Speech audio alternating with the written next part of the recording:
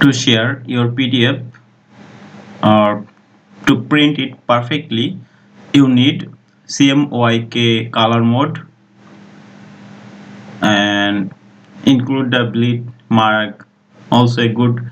So when you ready, or when your design is done, almost approved, so then you can share your export, your save the file, design file as PDF. So as I you say, so seeing here, share, download, and from here you have to choose PDF print.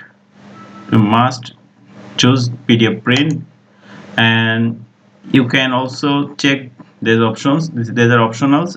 If your printer asks for this, uh, you must check those, flatten, include notes, crop marks. I just, oh, before I do this, I need to turn on print bleed, show print bleed. Then again I repeat the process: PDF print, crop marks, and bleed.